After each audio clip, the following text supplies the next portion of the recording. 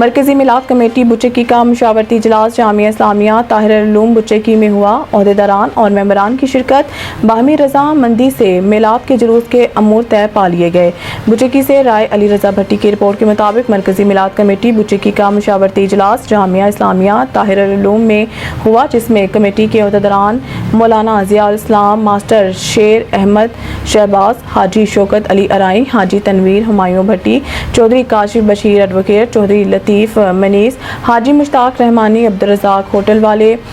मौलाना जमील अहमद कोकब, मौलाना जाहिद अवैसी समेत मुकामी उलमा किराम और मोअज़्ज़िज़ीन इलाका ने शिरकत की। इजलास में 12 रबीउल अव्वल के मरकजी जुलूस के इंतज़ामात के हवाले से गुफ्तगू की गई और तय किया गया कि जुलूस की क़यादत उलमा किराम ताजिर बरादरी करेगी और जुलूस में सिक्योरिटी के सख्त इंतज़ामात किए जाएंगे। दौरान जुलूस तबरुक की बेहुरमती की रोकथाम के हवाले से खुसूसी टीमें तश्कील देने का फैसला किया गया। शुरका ने इस बात पर इत्तफाक किया कि पहाड़ियों पर होने वाले खुराफात और हुल्लड़बाजी की रोकथाम के लिए इंतजामिया से मावनत हासिल की जाएगी और लाइटिंग के हवाले से बिजली चोरी और रास्तों में रुकावटें खड़ी करने और गाने के तर्ज पर कलाम की रोकथाम के लिए इक़दामात किए जाएंगे।